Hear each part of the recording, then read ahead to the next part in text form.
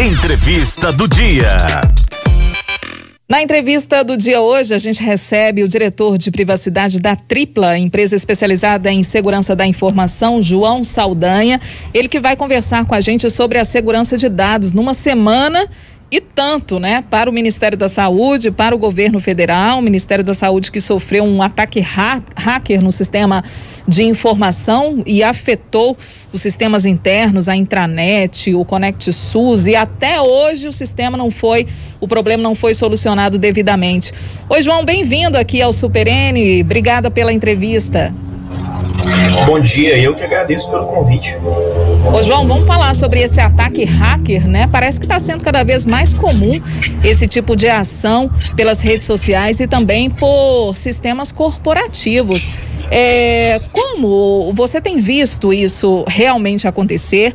Ou a que você atribui esses ataques e essas notícias tão recorrentes, né, de ataques em sistemas públicos?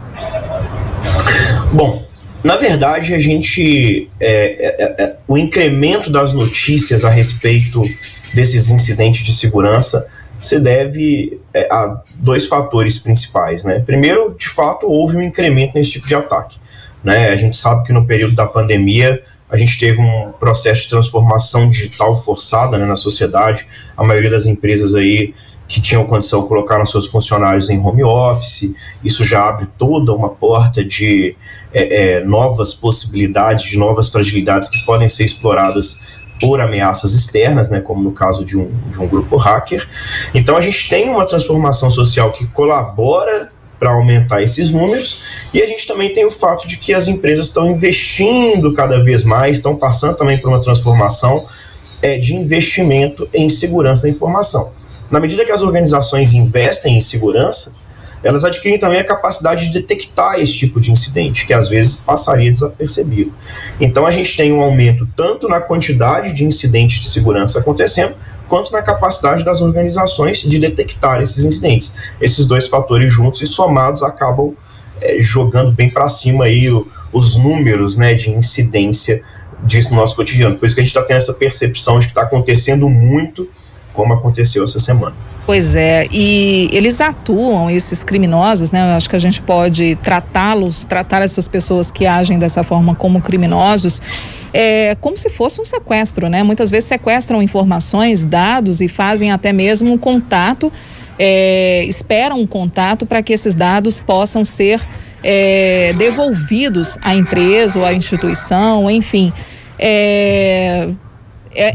São ações cada vez mais modernas, cada vez mais audaciosas, né, João? Na verdade, essa modalidade de sequestro de dados, né, que você mencionou, que inclusive a gente chama no meio de ransom, né, de ransom, que é justamente pedir esse resgate, o ato de pedir resgate pela informação. Ele é a forma mais popular de cyberataque, porque é a que tem o maior proveito econômico para aquele que está, né, por trás da ação. A menos que eu tenha a intenção deliberada de prejudicar talvez a imagem, né, a honra de um indivíduo e promover um ataque com essa intenção, a forma mais, vamos dizer, singela, mais objetiva de obter proveito econômico em cima de um cyberataque seria sequestrar essas informações, né? Esse sequestro pode se dar de várias maneiras, geralmente envolve ali uma vulnerabilidade que foi explorada, o banco de dados é submetido a algum tipo de criptografia, ou seja, ele fica ilegível pela organização, e aí eu que tenho a possibilidade, a chave de criptografia daquela informação, o hacker, né, entra em contato e fala, olha, você vai me pagar X criptomoedas da natureza tal, em troca de eu te devolver essa informação. Muitas vezes, né, na maioria esmagadora das vezes até, o valor desse resgate é ínfimo, é baixo, perto do tamanho do prejuízo que a organização pode enfrentar com a perda definitiva daquelas informações. Por isso que é uma modalidade tão atraente, né? Acho que esse é o principal elemento. Sim, João, fico pensando, quem que são essas pessoas, hein? Já há indício, assim, será que a gente pode traçar um perfil dessas pessoas que agem dessa forma, que fazem ataque hacker? É muito difícil a gente fazer uma delimitação de um grupo, né? Falar quem é um hacker, como é um hacker, né? O que a gente tem que começar a fazer, na verdade, isso é uma coisa que eu já venho defendendo há algum tempo, é respeitar essas ameaças, sabe? Eu vejo que existe subestima-se muito ainda esse tipo de profissional. Até hoje, a maioria das pessoas encara isso como um hobby. Ah, não, o cara é um hacker, isso é um hobby, isso não é tão ameaçador quanto, sei lá, um assassino, um sequestrador, e acabam tratando a coisa com menos seriedade do que é necessário. Respeitar esses profissionais, respeitar eles como ameaça e pelo risco que eles representam diante das organizações é o primeiro passo para ter a menor condição de lidar com essas ameaças. Então, subestimá-los é um péssimo começo. Geralmente são, assim, você tem ataques mais refinados, você tem ataques mais grosseiros, mas em casos como esse que a gente está falando do governo federal, claramente é um grupo organizado. Então, são pessoas competentes, são pessoas capazes que têm que ser levadas com a seriedade necessária, porque senão a gente não tem a menor condição de lidar com eles. E hoje em dia há tecnologia suficiente para que possa ser identificado esse grupo, às vezes o IP, não sei se é assim que se fala, a linguagem correta, mas assim, de onde partiu esses ataques. Na verdade, a minha intenção, João, é te perguntar se hoje é possível punir, né, esses criminosos. É possível punir. Existe tecnologia, tá? A gente que trabalha nessa área de segurança da informação, a gente costuma falar que a segurança da informação, ela tem 3 pilares principais ali, 3 elementos que sustentam a segurança. A gente tem um fator tecnológico. Aí nós estamos falando de ferramentário de segurança mesmo, de investimento. Estamos falando de firewall, de antivírus, de DLP, de CIEM, de CASB, de diversas tecnologias que existem por aí para poder proteger sua organização. Existe um pilar ali de processos de segurança da informação, então regras internas que a organização pode estabelecer, né? Política de segurança da informação, classificação de dados, política de senha, de mesa limpa, normas internas ali que agregam maturidade de segurança. E o terceiro pilar, que, para ser bem sincero, é geralmente o pilar que é explorado, e se eu tivesse que dar um palpite, é o que provavelmente aconteceu nesse caso, que é o fator humano. O fator humano são as pessoas da organização, né? Não adianta você fazer um investimento ali de bilhões de reais em ferramentário de segurança, não adianta você ter as políticas de segurança mais refinadas do planeta se os usuários, né, se os membros da organização não estiverem capacitados para poder instrumentalizar esses elementos, né? Então você tem que ter um trabalho de capacitação, tem que ter um trabalho de conscientização. Isso é um trabalho continuado, é um trabalho árduo, tem que estar sempre treinando ali seus colaboradores, porque no frigir dos ovos, né, no final do dia, não importa a tecnologia que eu tenha, não importa os processos que eu tenho, basta que um funcionário meu, sei lá, tire uma foto ali de uma imagem na tela que ele achou engraçado, isso às vezes pode sair vazado com uma senha que ele colocou colada no monitor, e aí já era, não importa a tecnologia, você vazou a senha. Então, minha recomendação é que as organizações investam bastante em capacitação. Tem que ter ferramentário? Tem que ter ferramentário. Tem que ter processo? Tem que ter processo. Mas nada disso tem valor se você não der aos seus colaboradores o conhecimento para instrumentalizar esses outros elementos. Até porque hoje a tecnologia faz parte, né, da vida da gente. Não adianta a gente subestimar, tempo, né? Já foi o tempo. A pandemia nos ensinou isso, né, não, João? Deixa eu te contar. Eu costumava falar que... Pois não. Desculpa. Pode eu costumava falar que tecnologia da informação antigamente era um setor, né? A gente se lembra do setor de TI. Isso. Hoje em dia, tecnologia da informação não é mais uma ciência à parte, é um modus operandi. É uma forma que a gente faz todo o resto, né? Então não é mais um setor, é um método. Exatamente. Um exemplo aqui, João, olha, compartilhando aqui o depoimento de um ouvinte, o Alexandre. Ele faz parte de uma cooperativa de táxi, né, aqui em Belo Horizonte. Ele está dizendo que a cooperativa sofreu um ataque recentemente com sequestro de dados e foi pedido um resgate em Bitcoin. Aí ele está dizendo o seguinte, que a sorte é que tinha, né, a cooperativa tinha um backup de tudo, mas o sistema ficou 2 dias fora do ar para que fosse totalmente restabelecido.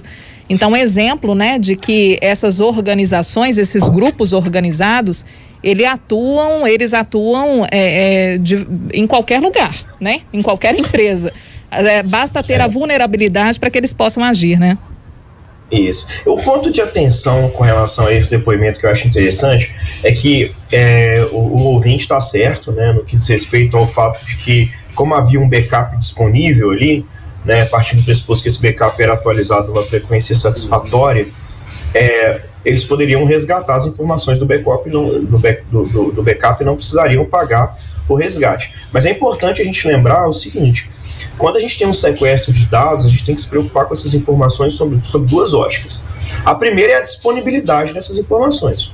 Perfeito, foi solucionado pelo backup, ou seja, eu preciso que essas informações sejam disponíveis para os usuários e para os sistemas que se alimentam naquelas informações. No caso do Ministério da Saúde, por exemplo, quando a gente tenta acessar lá o Conect SUS e não vê as nossas vacinas, é um problema de indisponibilidade. Verdade. Só que existe um outro elemento, que é o elemento de confidencialidade das informações, de sigilo. Dependendo do mecanismo que for utilizado para sequestrar esses dados da minha organização, o fato de eu utilizar um backup para recuperar os dados não muda a realidade de que aquele sequestrador ainda está em posse dos dados. Para onde foram as minhas informações, né? Para onde foram as minhas informações, e as informações dos titulares de dados, das pessoas, estão sob a minha guarda. E aí, se essas informações forem vazadas, a gente tem legislações aí, por exemplo, a Lei Geral de Proteção de Dados Pessoais aqui no Brasil, eu recuperei meus dados via backup, mas as informações vazaram, eu posso sofrer uma multa aí que pode chegar a 50 milhões de reais por infração. Então, você não conseguiu escapar do prejuízo financeiro. O importante é você evitar que esse tipo de incidente aconteça. Lembrem-se sempre que segurança da informação é 99% prevenção, 1% resposta. Tá? Pois é. E aí é o seguinte, a segurança da informação, ela é necessária até mesmo na sua rede social, no seu telefone, tá? A gente está falando aqui sobre grandes empresas, né? Mas essas fraudes, esses golpes acontecem também, são muito próximos de nós, né, o João? Agora há pouco mesmo, durante o jornal, a gente estava divulgando uma notícia de um prejuízo de uma pessoa de 60 mil reais de um golpista que acabou invadindo os dados da pessoa e conseguindo, né, tirar 60 mil reais das contas bancárias dela. Eu queria que você trouxesse para a gente está caminhando já para o finalzinho da entrevista, algumas dicas para nós, sabe? Pessoas comuns, normais, que estamos lá no TikTok, faz lá a dancinha no Reels lá do Instagram, que faz o sorteio também para fazer a promoção da loja, né? Que está fazendo, principalmente agora no Natal, né? É comum fazer esse tipo de sorteio e tudo mais, parcerias, pessoas oferecendo parcerias. Que cuidado que a gente tem que ter, hein?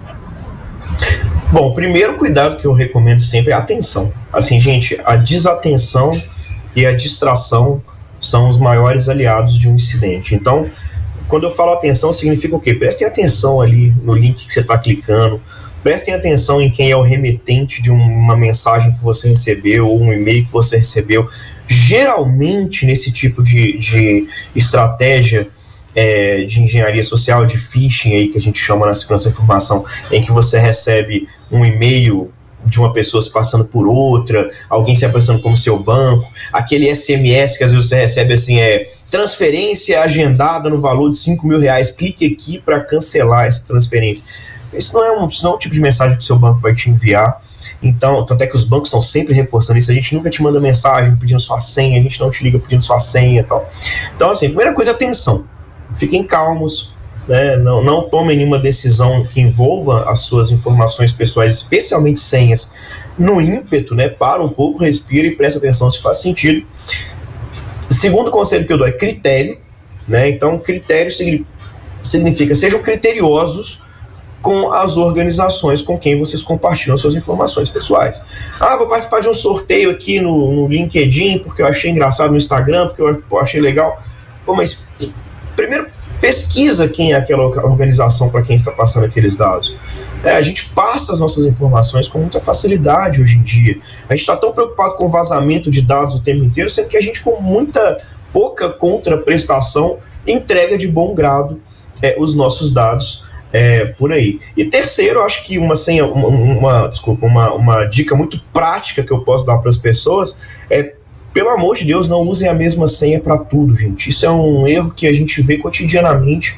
Assim, E é muito ruim, né? O exemplo que você deu mesmo, uma pessoa que invadiu ali um sistema e conseguiu arrancar 60 mil reais da conta de alguém, isso é muito trágico, porque quando a gente tem uma senha bancária, por exemplo, numa aplicação bancária, num aplicativo, o aplicativo bancário, o sistema do banco geralmente é extremamente seguro, tem muita tecnologia envolvida, muito processo envolvido, aquele sistema é super seguro, a chance da sua senha vazar daquele sistema é muito baixa. Só que se você utiliza a mesma senha para tudo, inclusive para outros sistemas que esses não têm a mesma maturidade do banco, e a sua senha vazar daquele sistema, a pessoa tem a sua senha bancária, e aí não interessa qual que é a segurança que o banco tem colocado na aplicação. Se a pessoa tem sua senha, ela vai ter acesso à aplicação e a possibilidade de fazer esse tipo de movimentação financeira. Se vocês seguirem essas 3 dicas aí, já vai ajudar bastante a vida de vocês.